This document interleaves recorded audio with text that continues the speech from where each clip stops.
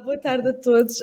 O meu nome é Magda Cruz Ramos, sou membro dos órgãos sociais da APAES. Venho em substituição da nossa presidente Marta Brito, que teve outras responsabilidades dentro da Associação APAES para cumprir. E pronto, estamos a mais numa sessão de tertúlias, que é sempre uma sessão bastante enriquecedora. O ciclo de tertúlias, portanto, hoje temos esta sessão com a doutora Marisol Anselmo e a doutora Juliana Martins. Em abril, só aqui para relembrar o cartaz, temos também uma tertúlia sobre educação ambiental. Portanto, só para lembrar que a quem estiver presente na sessão deverá ter sempre o microfone desligado, a menos que queira fazer alguma questão no momento aberto às discussões, portanto, no final da palestra. Não é obrigatório que as pessoas tenham a câmara ligada, mas gostaríamos sempre que fizessem intervenção que a pudessem ligar. Alertar também que esta sessão irá ser gravada, portanto, quem não quiser aparecer terá que desligar a câmara. Para fazer a intervenção, tem sempre duas opções: ou levantar a mão, ou então fazer a inscrição no chat aqui no Google, está bem? A intervenção não tem que ser oral, portanto podem fazer também as vossas questões nesse mesmo chat. E agora vamos passar aqui ao mais importante, a apresentação das nossas oradoras. Portanto, temos a doutora Marisol Anselmo, que é pediatra e neonatologista, trabalha no Hospital Particular do Algarve e Clínica Health Secrets Elmancil, tem formação também em homeopatia e é facilitadora de parentalidade consciente, autora do livro 100 questões fundamentais para pais conscientes, consciência, segredos e amor. E pretende dar resposta às dúvidas mais frequentes na vida parental. A doutora Juliana Martins é a nossa outra oradora, psicóloga desde 2008, é especialista em Psicologia Clínica e da Saúde pela Ordem dos Psicólogos Portugueses, com uma especialização na área da Psicologia da Educação, concretamente na orientação escolar e profissional. Atualmente está a ultimar a sua pós-graduação em Promoção em Saúde Mental em Contexto Escolar no ISPA, portanto tem formação em diversas áreas relacionadas com a Psicologia Clínica, Educacional e Comunitária, estando em contínuo processo de aprendizagem. No que respeita à experiência profissional, a nossa oradora, desde o ano letivo 2018-19, tem até ao momento trabalhado na área da psicologia e é coordenadora do Serviço de Apoio ao Aluno e Família, do agrupamento de escolas Professora Paula Nogueira. Nos últimos 2 anos letivos tem exercido também funções como representante dos serviços técnicos especializados do agrupamento e como psicóloga da equipa permanente, da equipa multidisciplinar de apoio à educação inclusiva. Desempenha também funções como representante do agrupamento na modalidade alargada da CPCJ de Olhão. Também já desempenhou funções como psicóloga no Serviço de Psicologia e Orientação no agrupamento de escolas Vila Real de Santo António, sendo também desde janeiro de 2010 até novembro de 2017, portanto 7 anos e meio, como psicóloga na Câmara Municipal de Vila Real de Santo António, através do qual dava também apoio a 2 agrupamentos de escolas no município e na Divisa Social na área da psicologia comunitária. Também fez o seu estágio no Hospital de Faro, portanto no Serviço de Psicologia, e durante o seu percurso profissional tem sido formadora para públicos-alvos específicos sobre diversos temas, nomeadamente na área da saúde e doença mental, e já deu também diversas formações como assistentes operacionais, técnicos, professores, pais, técnicos especializados diversos, exercendo também funções como psicóloga clínica em clínica privada. Portanto, temos aqui 2 oradoras que vão nos enriquecer, portanto, nesta cerca de hora e meia, e, portanto, vamos passar agora a palavra à doutora Marisol Anselmo, sem mais demoras. Vamos aqui aprender um pouco mais sobre esta temática da sexualidade na adolescência. Boa tarde, doutora Marisol. Olá, boa tarde. Muito obrigada pelo convite. Gosto muito de estar aqui convosco. Já não é a primeira vez e é sempre um prazer.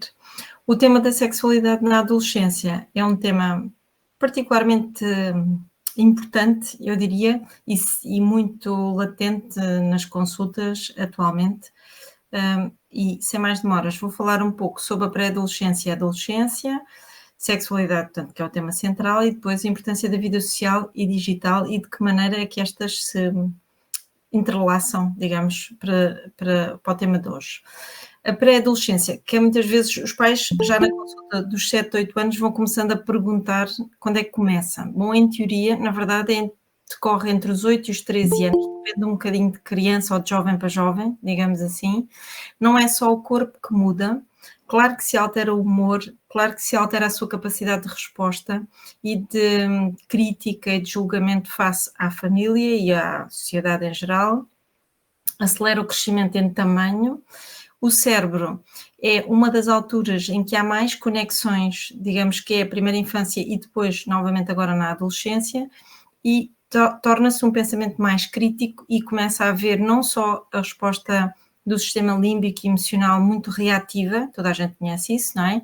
Mas também há algum pensamento crítico, porque, na verdade, quando estimulados, eles conseguem aceder um pouco mais ao seu córtex pré-frontal e ter algum espírito crítico, quer sobre os outros, mas também sobre si mesmos. E claro que a vida social ganha aqui um fogo muito, muito importante, não é? A adolescência, propriamente, marca-se por alterações no corpo, portanto, isso é notório, são os caracteres secundários, não é?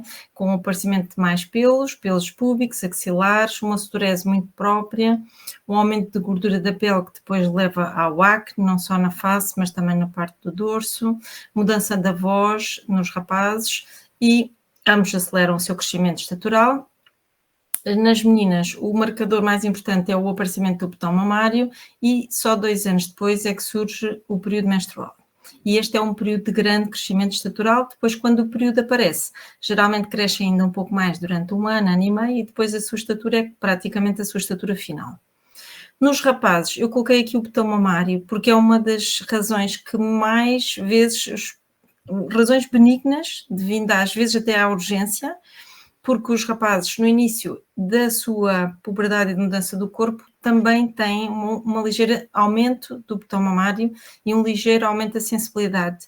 E às vezes até um nódulo, que é o mesmo o botão mamário, que é a mama a crescer.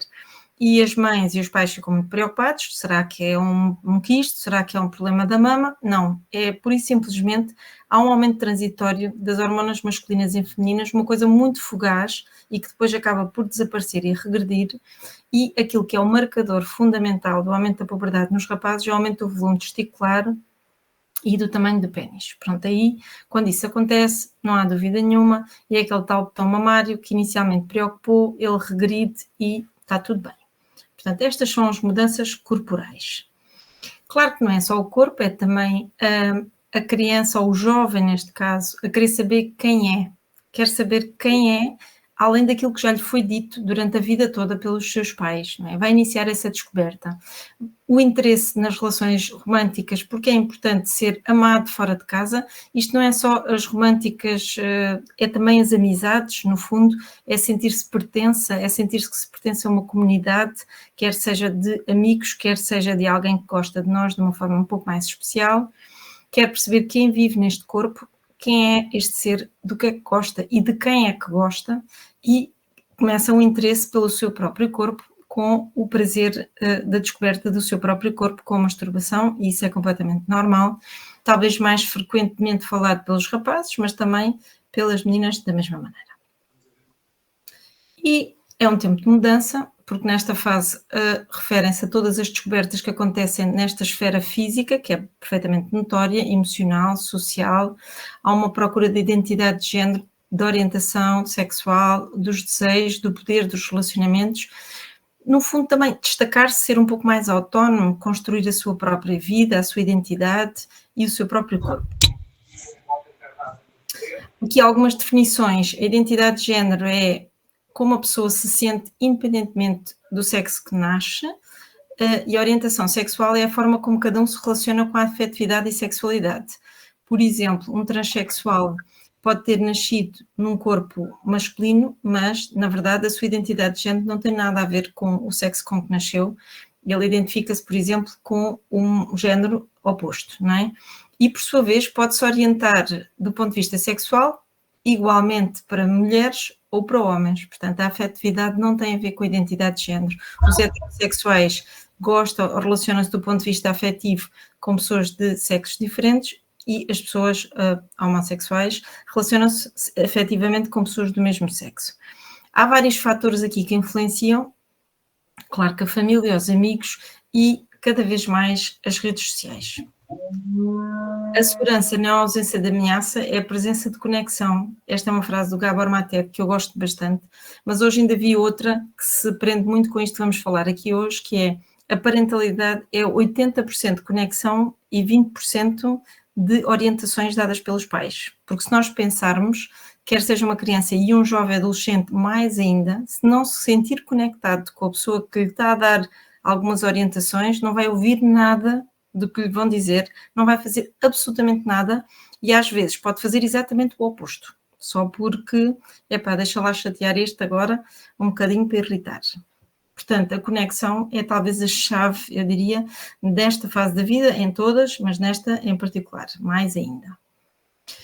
Temos aqui, eu trouxe as duas gerações que neste momento são adolescentes, a Z, que são nativos digitais e estão a chegar ao mercado de trabalho, têm entre 16 e 30 anos, e temos os Alpha, que têm 15 anos ou menos e que viveram o aparecimento da inteligência artificial. Estes são os nossos adolescentes, eles têm uma cultura e crenças familiares que podem eventualmente os afetar, a lidar com a sua sexualidade, e as redes sociais influenciam enormemente a sexualidade hoje em dia na adolescência.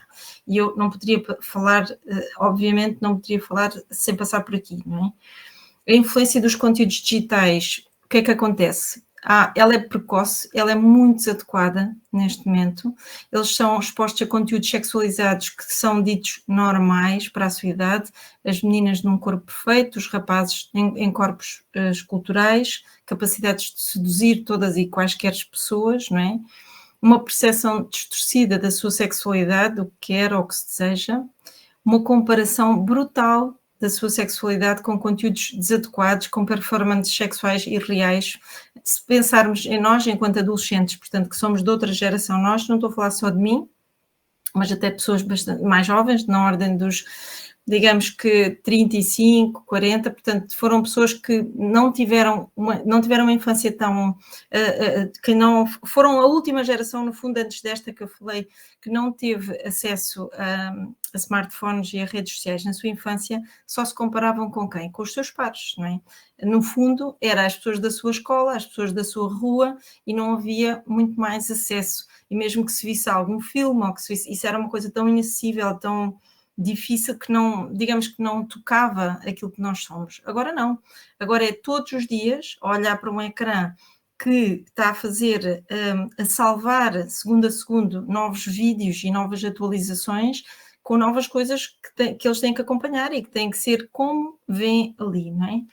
Tem acesso a pornografia e avulso, com as suas consequências, portanto, sem capacidade intelectual de interpretar ou entender. E como Jonathan Haidt disse, que é o autor do Geração Ansiosa, deixaria o seu filho de 12 anos entrar num bordel. Na verdade, é exatamente isto que estamos a fazer aos nossos pré-adolescentes quando lhes damos um telemóvel com acesso livre a redes sociais, YouTube ou o que quer que seja. Estamos a deixá-lo entrar numa casa de jogos, estamos a deixá-lo num casino, por exemplo, que é impensável, não é permitido, no fundo, é só oficialmente a partir dos 18 anos, e estamos a deixar entrar num bordel, estamos a deixar aceder a um mundo cujos pais não têm qualquer controle. Não têm qualquer controle neste momento. Podemos discutir sobre isso depois no final, se quiserem, mas isto é uma influência massiva, não é? Depois, pressão social, devem-se comportar de determinada maneira, seguir determinados padrões de comportamento e de beleza. Redes sociais mostram relacionamentos românticos em corpos culturais, portanto, relações perfeitas. Claro que afeta a sua autoestima, exige que se comporte de determinada maneira, do ponto de vista social. Isto é muito importante, massivo nos rapazes, por exemplo. Exploram a identidade sexual dissociada da realidade. E depois, em relação à identidade de género e orientação, portanto, existem temas distorcidos, existem comunidades online que oferecem apoio virtual, sabe-se lá como, não é? Sentem apoio de influencers que nem sempre exercem um modelo social. Já vimos há pouco tempo aquele rapazinho que atropelou alguém que depois fugiu e gabou-se disso e era o máximo. isto é um comportamento completamente desadequado, não é? E isto gera questionamento e gera uma ansiedade e processos de depressão e automutilação, uma coisa muito, muito grave. Depois, os influencers, portanto, vendem uma imagem e sexualidades ideais, falam um pouco sobre consentimento, publicitam por vezes comportamentos sexistas ou mensagens misóginas que podem afetar a percepção como deve ser a experiência sexual, não tem nada a ver, vem distorcido. As fotos e os vídeos, portanto, hoje em dia a luta pelos likes e pelas popularidades e pelos viver tudo agora neste instante, não é? Sentir que a popularidade se encontra através da partilha do corpo, vendem-se sem se aperceberem, no fundo, permitem invasão e partilha íntima, não se apercebem de outra coisa muito importante que é a pegada digital. Sempre publicitam vídeos, sempre publicitam fotos, isso nunca vai desaparecer. Portanto, se mais tarde, e quando mais tarde tiverem acesso a um emprego, sobretudo se for fora de Portugal, e acho que em Portugal também já é feito, existem empresas só para vasculhar o que é que aconteceu nas redes sociais nos últimos anos, e se houver algo comprometedor, não vão ser aceitos em entrevistas, por mais competentes que possam ser. Depois, coisas importantes como o ciberbullying e o assédio, portanto, espaço online para exposição de sexualidade de forma errada, com assédio, nudez não consentida, o sexting, que é a troca de mensagens sexualizadas não autorizadas e de fotografias, e o ciberbullying, não é? Que afeta a autoestima e a estabilidade emocional dos jovens. Portanto, isto é um mundo digital aberto, totalmente aberto e muitas vezes totalmente desconhecido por parte dos pais.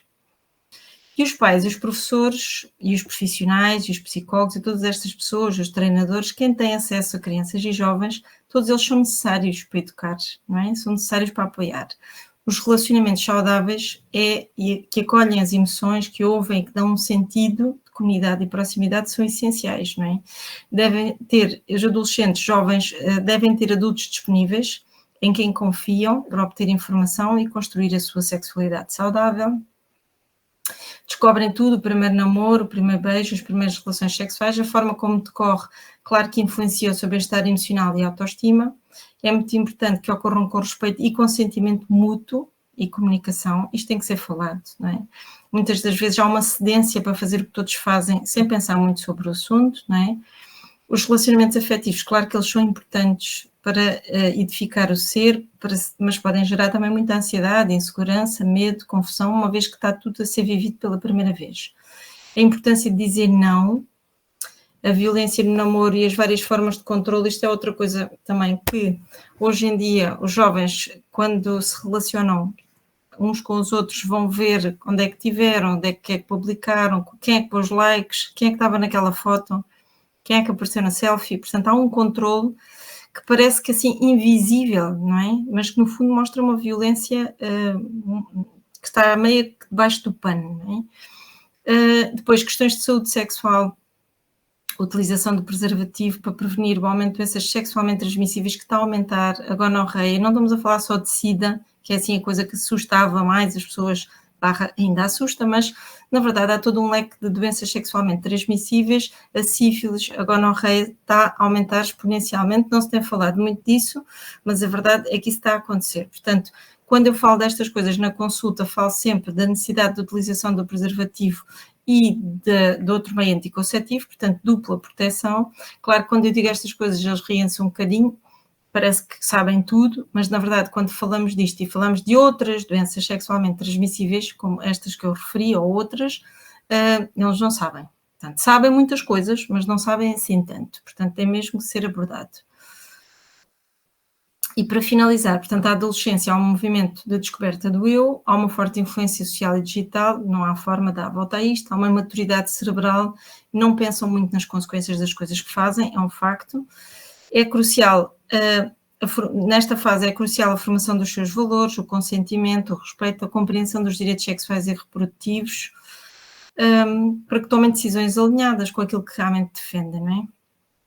Desconstruir a pressão e a comparação para o início da vida sexual precoce e o risco de abuso e violência. É muito importante uma equipa de apoio com psicólogos, médicos, ginecologistas com formação na área da adolescência. Prevenção da gravidez na adolescência e doenças sexualmente transmissíveis, muito importante. E os pais, claro, devem estar presentes sempre manter conexão e a capacidade de diálogo, porque se não houver conexão e capacidade de diálogo, não conseguem chegar a eles. Não há forma disso acontecer. E o maior stress de todos é, no fundo, tentarem ser uma coisa que aquilo que não são. No fundo, é isso que lhes pode causar maior sofrimento, é não serem fiéis a si mesmos. Obrigada.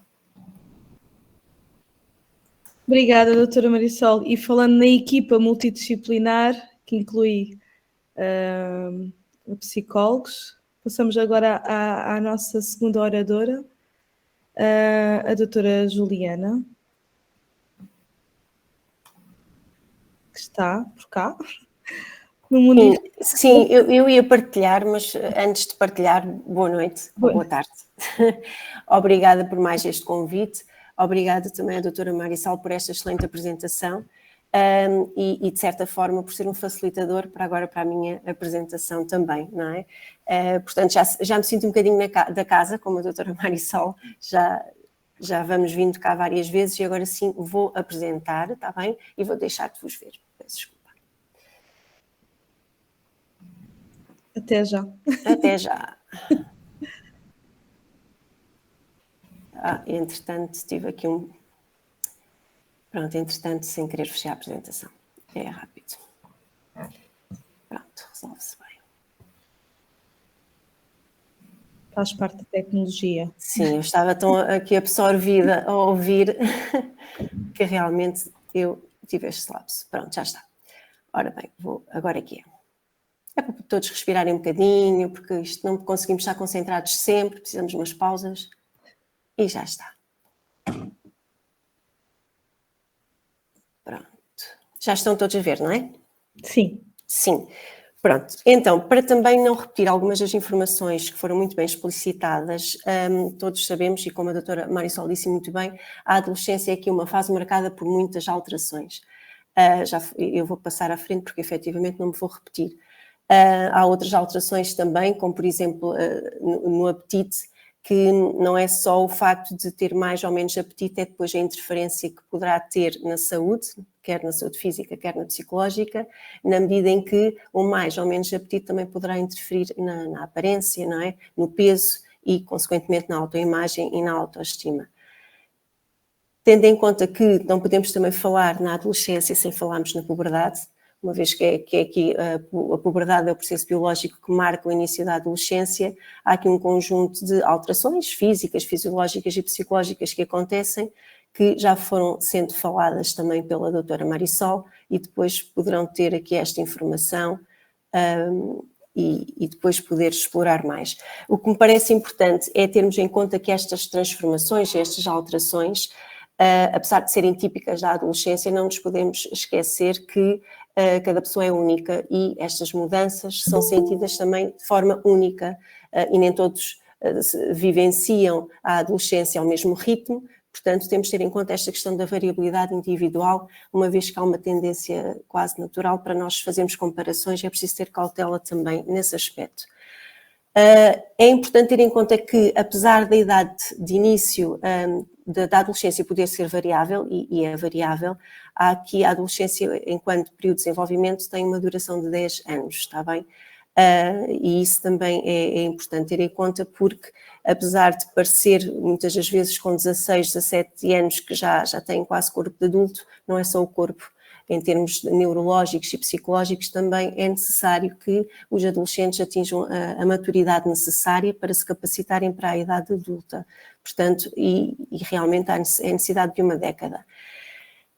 Também gostava de vos convidar a perceber e a refletir sobre o facto de que estas transformações também implicam uma constante aceitação, que nem sempre é fácil, destas transformações no corpo e nestas transformações psicológicas e emocionais, e o facto de os adolescentes estarem em constante também processo de adaptação a todas estas transformações, o que poderá ter impactos negativos, quer na sua autoestima, na sua autoimagem, nas suas competências pessoais, e assim como no seu bem-estar, na relação com ele próprio. Isto é muito importante para que todos nós sejamos atentos e possamos acolher também estas diminuições mesmo de autoimagem, de autoestima e servir como apoio e suporte.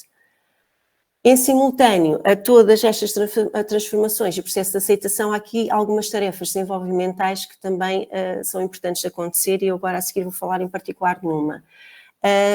Mas não posso deixar também de mencionar que também os pais necessitam de se adaptar a estas transformações pelas quais os seus filhos adolescentes passam, e que por vezes são desafiantes estas transformações, e que os pais, neste processo de adaptação, é necessário que funcionem, que continuem a funcionar como educadores, como suporte, mas também como facilitadores deste processo de mudança contínuo que está a acontecer, sendo importante manter o estabelecimento de regras e de limites e negociar sempre que considerarem pertinente e adequado também alguma dessas regras e desses limites, de forma aqui a promover também a autonomia e a responsabilização do jovem. Portanto, basicamente, se pensarmos bem, o adolescente acaba por ter que assumir o papel de explorador de si próprio, não é? Do seu corpo, da interação de si próprio com o seu corpo e como é envolvente, portanto, acaba por ser esse um pouco o papel que ele assume. E no âmbito desse papel, há aqui uma tarefa que é muito importante que aconteça, que tem a ver com a construção da sua identidade, do seu processo identitário, que a doutora Marisol também já abordou. Portanto, eu muitas das vezes, quando abordo a adolescência, que é nos 7º anos, quando eu pergunto um bocadinho, o que é que vocês acham que é a construção da identidade? É o quê? E eles perguntam, mas Juliana, mas eu já sei como é que eu me chamo, eu já sei a minha data de nascimento, eu já sei aqui uma série de coisas sobre mim. E é importante sensibilizar e também fazer com que eles percebam que a adolescência também é aqui uma oportunidade, e é muito importante que o seja, e que esta tarefa seja realizada, para eles conhecerem enquanto pessoas, para eles conhecerem os limites, terem consciência de quais são os seus limites na relação com o outro, até onde o outro pode chegar, como é que eu faço amigos, não é? Porque na infância era de uma maneira, depois há aqui um processo de mudança para a adolescência, na infância bastava brincar no parque e já era meu amigo, na adolescência aqui a relação de amizade já assume outra conotação e outra natureza, como é que eu faço escolhas? Portanto, há aqui um conjunto de informações que é muito importante que durante a adolescência o jovem consiga realmente explorar e promover esse autoconhecimento. E no âmbito desta construção do seu processo de identidade, enquanto pessoa, também é muito importante estes 3 aspectos. Perceber qual a sua identidade de género, abordar também aqui a questão da expressão de género e orientação sexual e afetiva. E é normal haver dúvidas neste processo de construção, neste processo de descoberta de quem eu sou enquanto pessoa, na adolescência, é normal e as dúvidas fazem parte. Portanto, de forma breve, embora a doutora Marisol já muito bem explicitou, a identidade de género eu costumo explicar a eles de uma forma simples, que tem a ver com a pessoa perceber se nasceu rapariga, se o sexo atribuído à nascença foi rapariga, significa perceber se identifica com o género, com o sexo atribuído à nascença ou não, está bem? E assim é uma forma simples de eles perceberem. Enquanto que a expressão de género tem a ver com os comportamentos, com a forma de vestir, com a apresentação, com as atitudes, com a forma de estar, se é não ou não consistente com o género atribuído à nascença. E, por fim, a orientação sexual e afetiva, que tem a ver com se eu me sinto sexualmente e afetivamente atraído por o género, o mesmo género que eu, pelo género oposto ou pelos 2 géneros. E, neste sentido, é importante, cada vez mais, não é? Nós, enquanto educadores e facilitadores também deste crescimento, passar a mensagem de que qualquer identidade de género é possível e que não há problema, assim como a expressão de género e a orientação sexual, de maneira a realmente promover aqui um ambiente de aceitação do próprio jovem, que é muito importante, porque até ele tem dificuldade muitas vezes em aceitar todas estas mudanças e em aceitar determinadas características, quer sejam físicas, quer não sejam. Portanto, de naturalizar e normalizar qualquer identidade de género, qualquer expressão de género e qualquer orientação sexual e afetiva. O importante é o bem-estar do jovem e que ele se sinta bem com ele próprio enquanto pessoa. E isso é muito importante também nós, enquanto escola, enquanto sociedade, promovermos isso. Eu aqui coloquei esta informação mesmo a pensar em partilhar com os pais, portanto, isto depois é uma forma mais explícita. Outra das, digamos, tarefas também desenvolvimentais tem a ver com as primeiras relações de namoro e de intimidade, que é comum acontecerem na adolescência, e é importante sempre pensarmos que há aqui a chamada variabilidade individual que eu mencionei, portanto, tentamos sempre falar em termos de a maioria é comum, há uma tendência para, mas cada jovem é uma pessoa única e há diferenças. Mas efetivamente é comum na fase de desenvolvimento da adolescência os jovens estabelecerem relações de namoro. E neste sentido, o que cada vez me faz mais também sentido, passo o pleonasmo, é os jovens perceberem o significado, os pais perceberam o significado que os jovens dão ao namoro, porque muitas das vezes os pais atribuem eles um significado, que é o significado que eles já interiorizaram, e consideram que esse é o mesmo significado que os filhos dão. E o significado de uma relação de namoro vai se alterando de idade para idade. E é importante sempre haver este processo de perceber. Outra das questões relacionadas com a relação de namoro tem a ver com a duração e a intensidade das relações, que na adolescência varia, não é? A duração pode ir desde umas horas, como um aluno recentemente me dizia, a um dia, uns dias, e claramente na adolescência, devido aqui à questão hormonal, emocional e sentimental, que eu costumo dizer que os adolescentes é como se tivessem um amplificador do seu mundo emocional, portanto, sentem de uma forma muito mais intensa. E as relações de namoro também são sentidas de uma forma mais intensa, e quando as relações terminam, essa intensidade obviamente permanece e muitas vezes é sentida de forma tão arrebatadora e catastrófica que é necessário dar suporte, dar apoio para que o adolescente consiga fazer o luto dessa relação e consiga desenvolver aqui estratégias de autorregulação, também para aprender a gerir estas situações. Outra das partilhas que eu gostava também de fazer é o facto de ser importante também existir aqui um cuidado particular na adolescência, de maneira a não se atribuir características de uma relação de namoro que é da característica da idade adulta na adolescência. Portanto, é importante existir algum cuidado nesse sentido, porque cada coisa a seu tempo, e o que eu quero dizer com isto e que tenho vindo a perceber é jovens de 13, 14 anos, quer raparigas ou rapazes, mas é mais comum nas raparigas, tratarem, por exemplo, os pais dos namorados, por sogro ou sogra, ou já dormirem na casa um do outro, e isto realmente poderemos estar aqui a acelerar aqui um bocadinho algumas questões e a atribuir características de uma relação de namoro que é típica da idade adulta e não é típica da adolescência, e que os jovens não têm maturidade também para este tipo de aceleramentos, digamos assim. Portanto, poderá haver aqui um impacto negativo de acelerar determinadas vivências, quer no desenvolvimento, quer no bem-estar dos jovens. Ainda em relação aqui às relações de namoro, também é muito importante e cada vez mais é importante falar com os jovens e perceber o que é que eles sabem acerca de dinâmicas relacionais violentas e não violentas. Efetivamente, a violência no namoro tem vindo a aumentar, e anualmente há um estudo que valida este aumento, e também é importante termos em conta que a violência em termos gerais na relação entre pares também tem vindo a ser normalizada.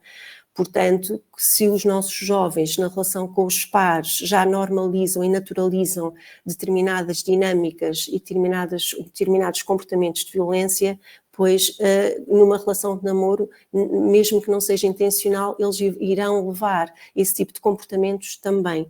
E, efetivamente, qualquer tipo de violência tem sempre um impacto negativo, e na questão de ser uma relação de namoro, o impacto ainda será mais negativo.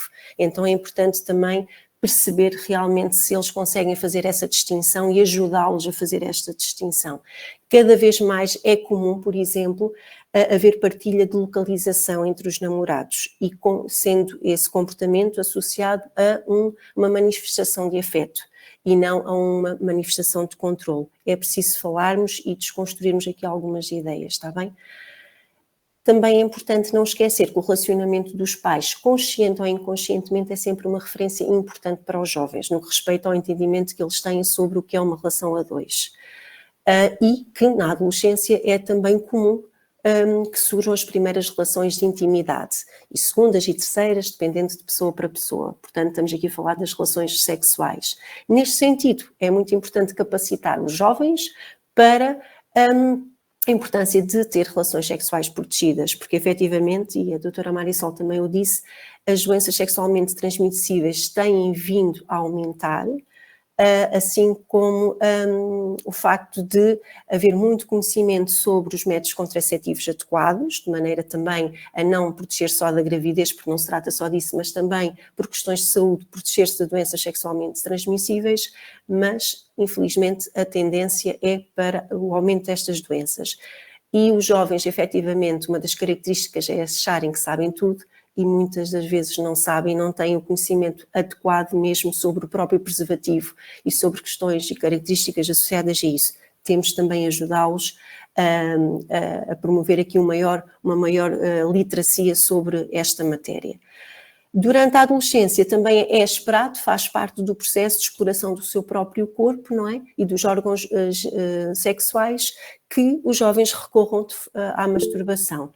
E, neste sentido, é importante que se naturalize a masturbação, mas também que se sensibilize os jovens para o facto de o fazerem em sítios que sejam privados, portanto, para preservar a sua intimidade e privacidade.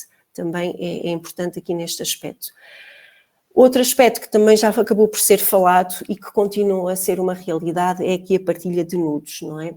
Quer através de fotografias, quer através de vídeos, e depois há aqui uma grande exposição de o jovem, que é vítima dessa situação, e tem um impacto extremamente negativo na relação consigo próprio, na sua autoestima, na sua autoimagem, até no seu autoconceito, bem como o seu bem-estar. Portanto, cada vez mais é importante sensibilizarmos os jovens para a importância de não partilhar fotos nem vídeos que exponham a sua intimidade, como os mais pequenos dizem, as suas partes privadas, não é?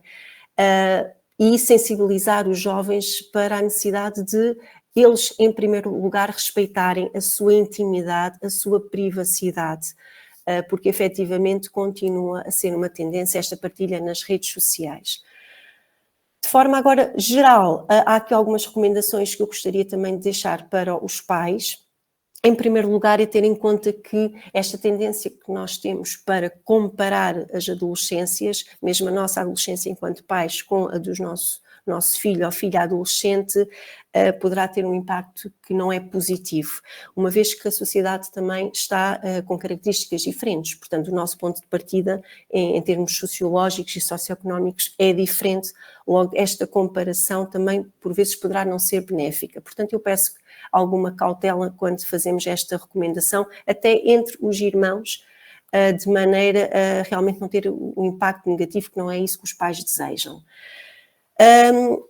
Antes mesmo da adolescência, é muito importante trabalhar enquanto pai, enquanto mãe, enquanto cuidador, para o estabelecimento de uma relação de confiança, de uma relação positiva com a criança, a dita conexão que tanto a doutora Marisol falava, porque efetivamente é a partir de uma relação de confiança, de uma relação em que a pessoa se sinta segura, em que sinta que pode conversar sobre qualquer tema, isto desde a infância vai ser um facilitador para a adolescência.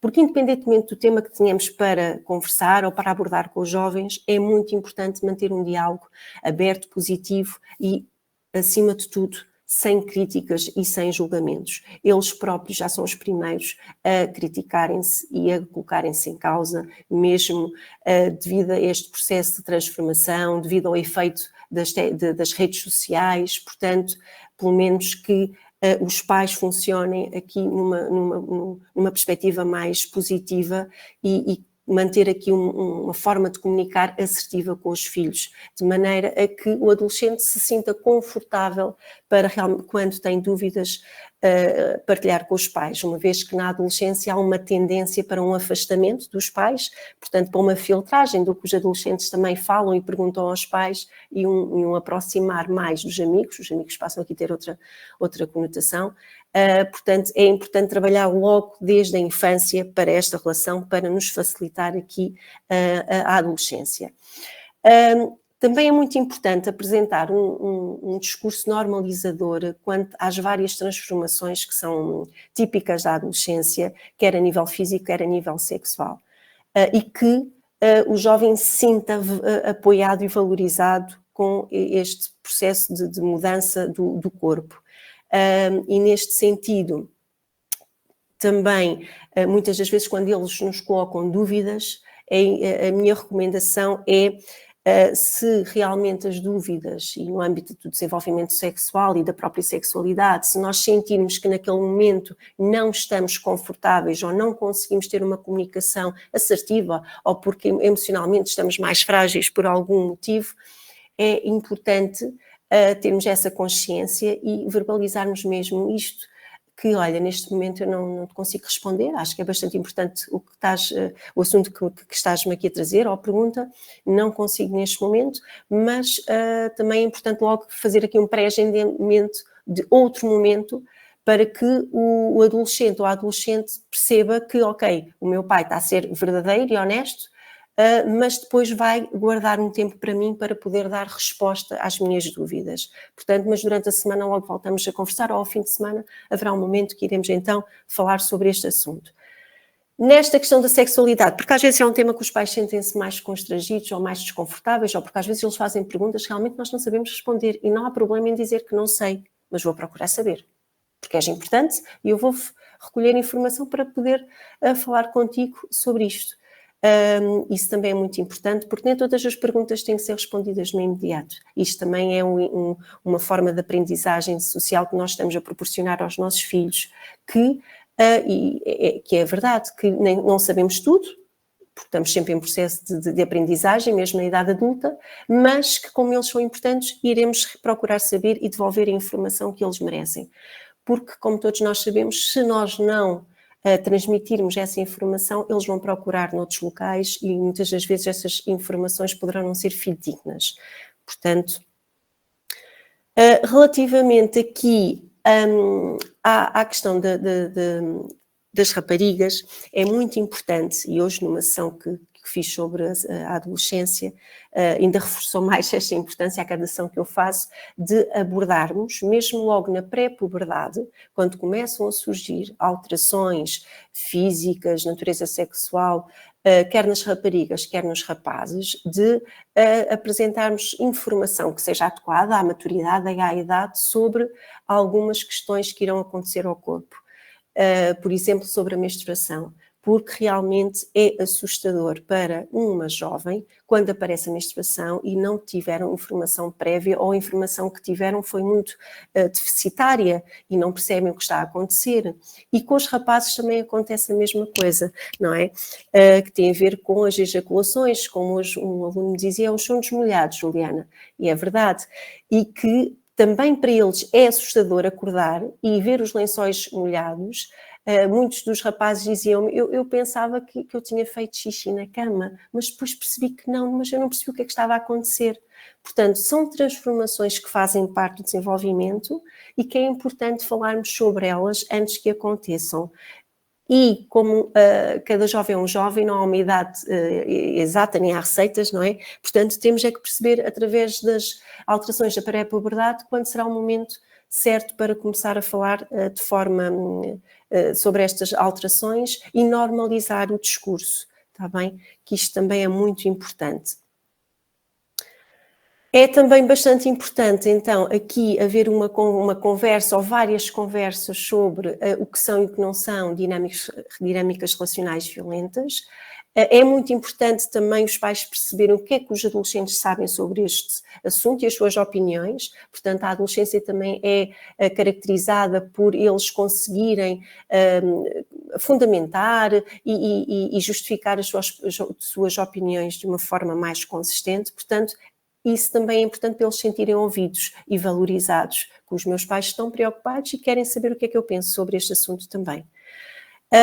Assim como também, quando chegar o momento de falar com o seu filho sobre as relações sexuais e métodos contraceptivos, não é? Cá de chegar esse momento, também é muito importante a disponibilizar informação que seja adequada à idade e falar com naturalidade sobre o tema.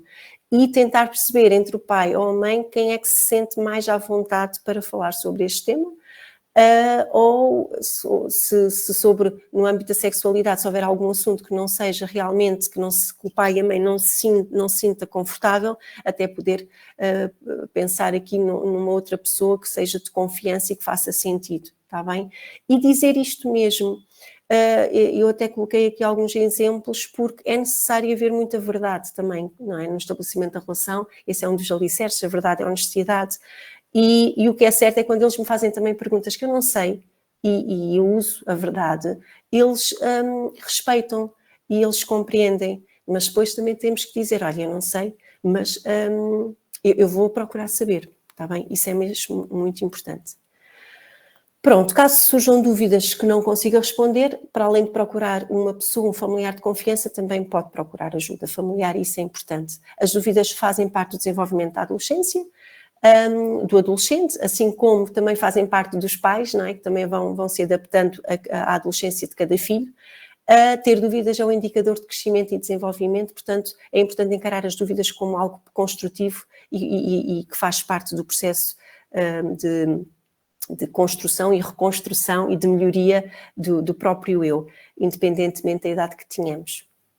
Pronto. Muito obrigada.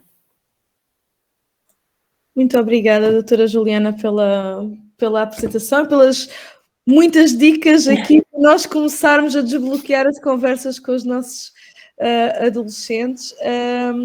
Antes de começarmos e antes de abrirmos aqui o espaço para a conversa, queria só relembrar que podem colocar as vossas questões no chat, podem também levantar a mão e que também temos o questionário de satisfação e o canal do YouTube, onde depois também esta gravação irá passar.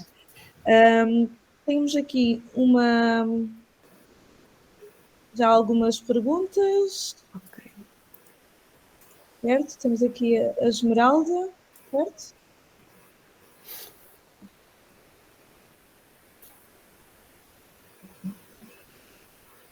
Não sei se a Esmeralda quer falar. Desculpem, estou aqui um pouco atrapalhada. Tenho estado a ouvir o que consegui, mas obrigada. Hoje não tenho nada para dizer, obrigada. Como tinhas a mãozinha? Peço desculpa, deve ter sido sem querer a mexer no telemóvel. Peço desculpa. Ok. Não sei se há mais aqui alguma questão, senão eu ia fazer uma questão para ambas. É verdade que os nossos adolescentes podem ter essas dúvidas. A minha questão é, eles também se fecham muito e lá está, nas redes sociais e entre eles tentam ter as suas respostas. E nós já percebemos que eles estão com aquelas situações. Eu, como mãe, tenho algum controle parental a essas redes sociais e apercebo-me de algumas coisas, mas a questão é como é que nós os desbloqueamos para eles terem... assim, as dúvidas às vezes eu tenho certeza que eles têm, mas como é que nós os desbloqueamos para que eles coloquem estas questões? Uma estratégia? Ou só quando estarão mais aflitos? Não sei. Não sei, eu posso dar uma perspectiva que eu acho que o adolescente quer um espaço seguro para falar e onde ele encontrar muita crítica e muito julgamento, não vai abrir a boca. É assim, quem julga muito perde a oportunidade de influenciar. Portanto, se nós queremos, enquanto pais, chegar próximo deles, não podemos ir com 20 pedras na mão e achar que nós somos o supra-sumo da sabedoria toda, porque já vivemos, já fomos adolescentes, somos adultos, sabemos imensa coisa. Nós temos que ter um patamar de humildade. Claro que somos a pessoa líder e responsável pelo projeto familiar, nunca saí desse lugar, mas às vezes a oportunidade de falar é mais inesperada.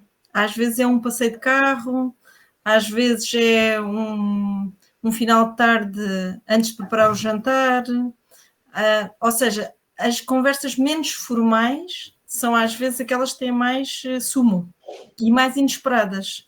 A questão é os pais estarem relativamente tranquilos da sua posição e não quererem, como eu digo, salvá-los de tudo, porque essa é uma outra coisa que os pais também desejam, que é que os filhos não sofram nunca e façam tudo certo. Lamento, nunca vai acontecer. Nós também não fizemos tudo certo. Nós também fizemos muitas coisas com as quais tivemos que aprender. E se calhar é um bocadinho isso, é estar disponível, manter um espaço de segurança, onde eles não sentem muito julgamento nem muita crítica e onde podem ser eles mesmos. Onde o sistema nervoso deles está parasimpático, está tranquilo, está aberto. E às vezes são pequenos momentos. Não sei se a Juliana pode acrescentar mais coisas. Sim, parece-me bastante bem. Por isso é que eu acabei por dizer que não pode ser na adolescência só que vamos começar. Quer dizer, a poder pode ser a qualquer momento, nunca é tarde. Peço desculpa, nunca é tarde. Mas é facilitador se começarmos a estabelecer uma relação de confiança e sem críticas e julgamentos de preferência, se não for possível com o mínimo, logo desde a infância.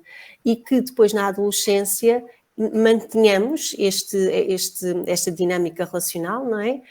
Não só sobre os assuntos que nos interessam, mas sobre todos, não é? E depois também é muito importante que não nos foquemos, porque às vezes há essa tendência no adolescente enquanto aluno, porque o adolescente desempenha muitos papéis e não tem que ser bom em todos, tem que ser ele próprio.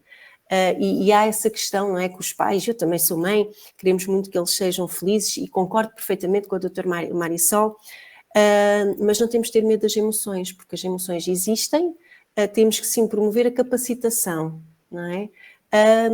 Porque todas as emoções são cruciais e dão-nos muita informação. Temos é que ajudar os jovens a reconhecer o seu mundo emocional, que há muita dificuldade ainda. Eles muitas vezes, há tantos sinais que o corpo dá que eles não conseguem dar significado a esses sinais. Como é que eu depois posso me autorregular se eu não sei o que é que se passa comigo? E aí o nosso exemplo é importante e é nessas conversas de estarmos a fazer o jantar ou estarmos aqui a fazer qualquer arrumação, que através do nosso exemplo podemos começar a conversa, não é? Mas se efetivamente conseguirmos estabelecer aqui uma parentalidade onde a base seja a confiança e aqui a não crítica, dentro do possível, isso vai sempre ajudar-nos. E também quero fazer aqui uma partilha que não me tinha acontecido ainda, já trabalho a adolescência com os adolescentes há muitos anos, e este ano, pela primeira vez, tenho verbalizações do género, eu falo com os meus animais ou com as paredes. Pronto, porque é com ele, pronto, assim... as questões que me preocupam mais, não é? Optam por já este tipo de estratégia. Isto é preocupante. Portanto, eu não me sinto confortável nem com amigos, nem com familiares, nem com ninguém. Portanto, olha, o meu animal, e depois eu até perguntei, mas e qual é o feedback que tu procuras, não é? A receber, e eu não procuro. Então, ainda estamos aqui num processo diferente e que é importante ter em conta, está bem? É ótimo ter animais de estimação, porque de alguma forma há algum suporte que é dado, há um acolhimento que é sentido, mas as dúvidas ficam por responder. E depois temos as tecnologias, não é? E é verdade, os influencers que muitas vezes também se apresentam como sendo que os detentores de muitas respostas e muitas verdades, e eles ainda não têm a maturidade para perceber que não é bem assim. E talvez também nos diálogos sobre outros temas, conforme a Juliana disse, acho que também os pais necessariamente devem conhecer alguns temas de interesse dos filhos. Quer dizer, vou dar um exemplo. Eu conheço agora mais de música da adolescência atual. Se me perguntarem a algum Taylor Swift, alguns dos cantores que têm até músicas com contextos e conteúdos muito interessantes para eles naquela época, neste momento... eu tenho que conhecer alguma coisa, tenho que saber dos jogos, tenho que perceber o que é o Fortnite, porque é que é importante jogar Fortnite para eles, o que é que eles ganham com isso, tenho que perceber de Fórmula 1, tenho que saber quem são as equipas de Fórmula 1, quem são as pessoas que estão a correr, quem são as equipas de futebol. Claro que eu não sei nada de futebol para poder discutir futebol, calma, mas posso meter uma dica ou outra. Essas dicas são momentos de conexão, são pontes. Eu lanço uma ponte e vejo se ele atravessa a ponte para este lado, para vir para o pé de mim. Claro que falou, eu percebo logo pelo olhar. eu lanço uma dica do interesse, até mas não sei o que é do Fortnite, e eles ficam assim tipo, olha, esta pelo menos sabe o que é isto do Fortnite. Então, a partir daí posso perguntar outra coisa, posso perguntar uma coisa já sobre o TikTok, posso perguntar, às vezes meto umas graças sobre como é que tu fazes os trabalhos de casa, vês 42 Reels, não é? No intervalo entre cada trabalho, e eles fartam-se de rir porque é exatamente isso que acontece. Para fazer o trabalho de casa, abrem as coisas, veem 42 Reels no minuto e meio, porque aquilo tem não sei quantos segundos cada Reels, depois têm fome, vão buscar comida, depois trazem a comida, depois já abrem novamente tudo, depois fazem uma videochamada, porque os trabalhos têm que ser feitos em videochamada, depois conversam todos de tudo, menos do trabalho, e depois finalmente pode ser que façam o trabalho. Quando eu faço este resumo todo, eles dizem, é como se estivesses lá em casa. Pronto, isto são pontos, não é? Às vezes resulta na consulta e naqueles momentos que eu preciso de aproximação com eles, não é? Também. E em casa também é a mesma coisa. Sem dúvida. Entrarmos no mundo deles para podermos criar a tal conexão que a doutora falou nesta área que é tão íntima também. Temos aqui uma mão, certo? Uma questão. Boa tarde, deve ser eu. Sim. Eu sou a professora Sandra Ferreira, sou professora aqui do agrupamento professor Paula Nogueira, dou aulas no número 7, uma turma de 4º ano. Vim aqui a esta sessão, é um tema que eu acho particularmente interessante, não só por ter um adolescente cá em casa, mas porque os meus alunos neste momento estão a passar para a fase da adolescência e fazem muitas perguntas, e então achei curioso vir aqui. Concordo com tudo o que foi dito, tanto pela doutora Marisol como pela doutora Juliana. Queria só deixar aqui uma sugestão, por assim dizer, em relação à crítica. Foi aqui muito reforçado que não devemos criticar, não é? Quando estamos a falar com eles ou quando vêm a falar connosco. Eu acho que não deve ser assim tão taxativo. Poderá haver crítica, deve-se ter atenção, vai haver sempre crítica na sociedade e da nossa parte somos seres humanos. Temos é que se calhar ter um certo cuidado que a crítica seja construtiva. Se fizermos uma crítica, saber justificá-la, porque é que estamos a criticar. Porque às vezes temos que os contrapor também, contrariar, temos é que saber justificar. E depois, enquanto adultos, pais, professores e educadores, também sabermos aceitar a crítica da parte deles. Que às vezes aí é que está o nosso mal, nós até queremos criticar, mas quando eles nos vêm criticar a nós, não aceitamos. E às vezes temos que aceitar, desde que eles também saibam justificar e argumentar. E também estamos, de certa forma, a desenvolver essa parte argumentativa que eles também vão ter e que também é importante.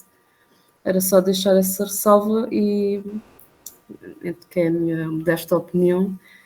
E também acho muito interessante essa parte da conexão, que acho que é realmente importante, que eu tenho assim ideia que enquanto adolescente e as pessoas que calhar da minha geração, nós às vezes tínhamos um certo receio de falar com os nossos pais sobre estes assuntos, era um grande tabu, não é?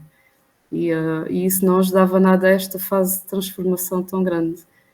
E é realmente muito importante nós, como pais, quebrarmos essa barreira e eles verem em nós alguém em quem podem confiar e com quem podem conversar.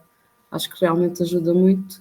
E uma coisa que realmente ajuda muito, que a doutora Marisol estava agora a referir, é nós interessarmos também pela vida deles, pelos interesses deles, o desporto, o futebol, os jogos, a música. Acho que realmente isso é muito interessante. Nós conseguirmos fazer também essa passagem para o lado de lá, que às vezes até vamos descobrir interesses e gostos que não conhecíamos. E eles depois conseguem também estabelecer uma ligação e uma conexão connosco muito melhor. Pronto, era só isto que eu queria aqui deixar e agradecer às oradoras. Obrigada. Obrigada, Sandra. Obrigada pela intervenção, Sandra. Só uma coisa, em relação à não crítica, claro que os pais têm que dizer que não aos seus filhos, é óbvio. O que eu acho é que temos que os envolver mais vezes, capacitá-los mais vezes na resolução das questões. Porque há um conflito, há um problema, houve um problema na escola, especificamente. um conflito entre colegas, eu pergunto muitas vezes, qual é a tua visão sobre o que aconteceu? A minha visão é isto e isto. Achas que agiste da melhor forma ou havia outras formas? Quando eu coloco assim a questão, eles dizem, pensando bem agora, que passou algum tempo, poderia ter resolvido de outra maneira. Então, qual é a outra maneira? Existe outra forma de resolver isso? Então, dá-me tu a tua opinião. E ouvirmos o que eles têm a dizer, eles sentem-se ouvidos e sentem que nós estamos sempre a valorizar o que eles têm para dizer. Se no final é exatamente como eles estão a dizer que vai resultar, talvez não. Ok, essa é a tua opinião, a minha opinião é esta, e no final, porque é mais responsável e eu sou líder deste projeto de família, isto vai ser resolvido desta forma. Mas isso não significa que eu não o ouvi e não o valorizei e não atendi às suas emoções, ao que estava a sentir. É muito diferente do que, ok, tu não percebes nada disto, eu é que sou a pessoa que manda cá em casa, é como eu digo e acabou. É mesmo, nesse sentido é que era um não crítico, não julgamento, digamos. Sim, isso que está agora a dizer é muito interessante. Nós conseguirmos às vezes levá-los à autocrítica e estamos a conseguir criticar sem criticar, não é? Também é realmente um truque muito bom.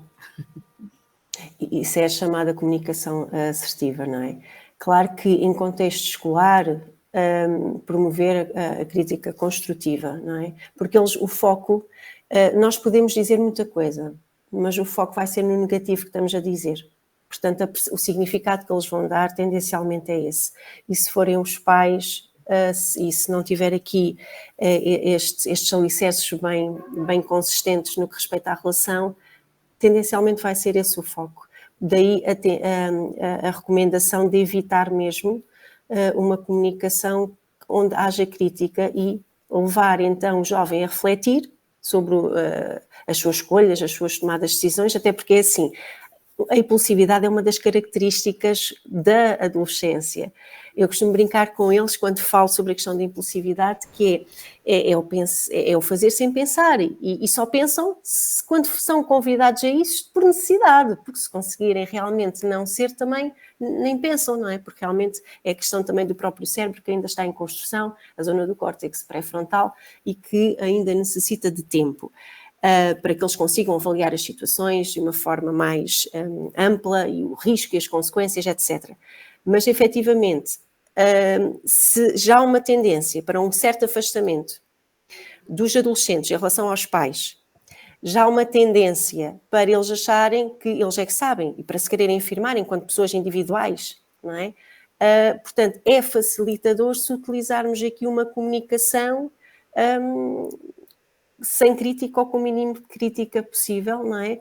Mas não deixando o pai e a mãe de ser o educador, não põe isso em causa, não é? Agora, a forma como nós apresentamos as situações ou desconstruímos as situações, e aí recorremos ao estilo de comunicação assertivo que nos vai ajudar, que era importante que não tivesse julgamentos nem críticas, senão eles vão ainda se fecham mais sobre eles próprios.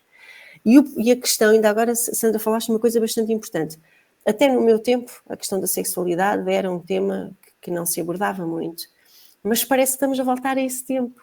Há características da nossa sociedade que parece agora que estão a voltar, e até nessa perspectiva. Porque, do que eu tenho ouvido, os jovens não se fala.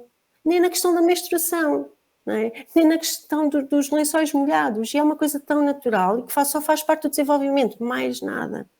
Portanto, é preciso realmente naturalizar aquilo que faz parte do desenvolvimento. Mesmo a questão da masturbação também, não é? É importante normalizar um comportamento que faz parte da exploração do próprio corpo e da intimidade do próprio jovem, quer seja rapaz ou rapariga. Portanto, e aí a nossa sociedade, como em outros pontos, parece que está aqui a regredir em alguns aspectos. Portanto, é importante falar. Há uma questão que eu não falei, mas a doutora Marisol falou, mas é que é muito importante, e agora a pensar aqui nos meninos do 4º ano e meninas, na questão do consentimento, não é? E a questão até do toque sem consentimento. E há zonas que não devem ser tocadas. E há outras que é com autorização. Mesmo um abraço do amiguinho ou um beijinho do amiguinho. Eu tenho que querer.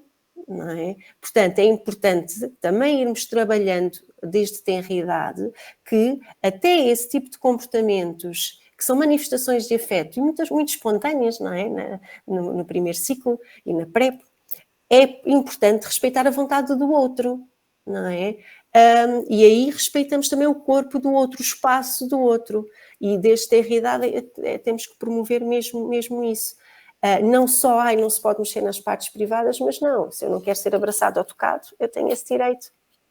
Não é? E isto também faz parte e também era importante nós, enquanto educadores e pessoas que trabalhamos com e para as crianças e os jovens, irmos cada vez mais também promovendo esta reflexão e esta informação, porque quando promovemos, ele faz sentido para eles. E se fizer sentido, eles depois põem em prática. Sem dúvida. Não sei se há mais alguma questão.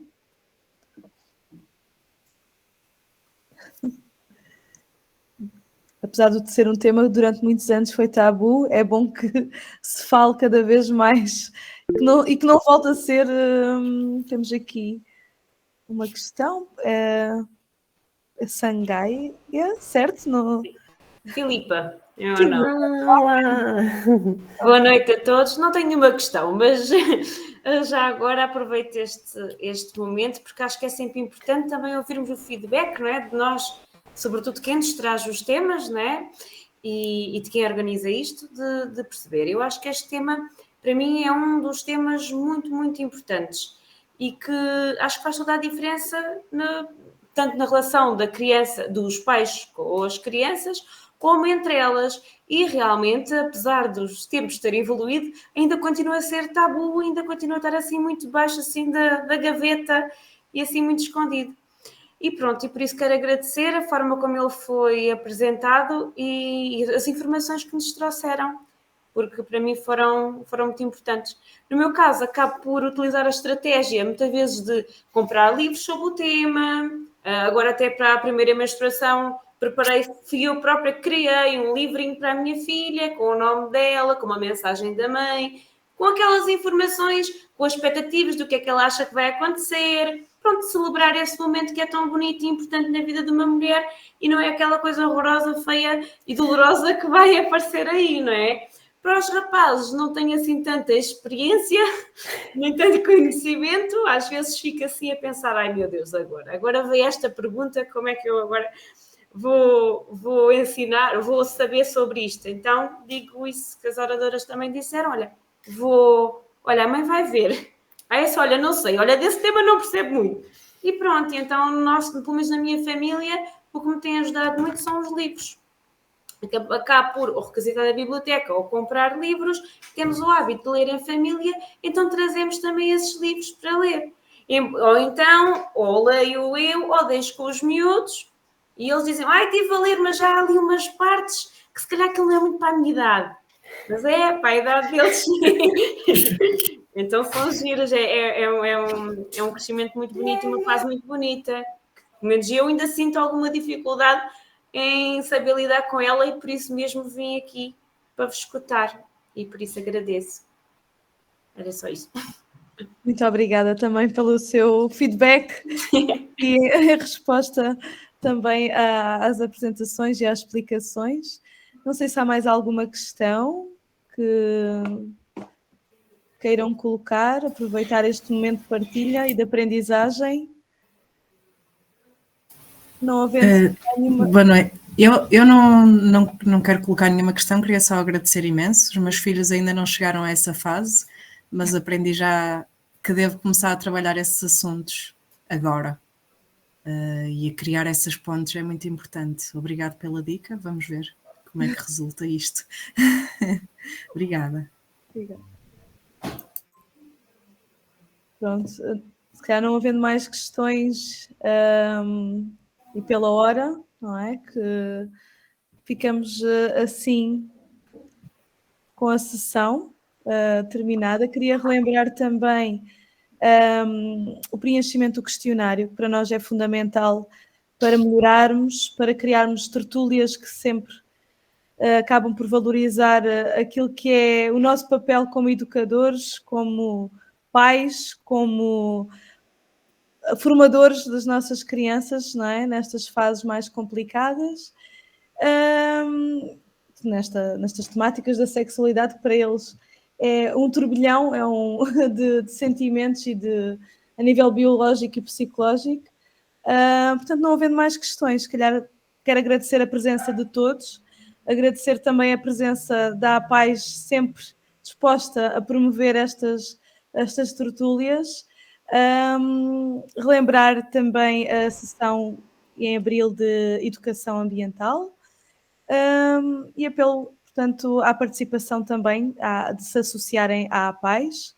Também no chat têm essa possibilidade através do nosso questionário ou do nosso link também de acesso à página da APAIS.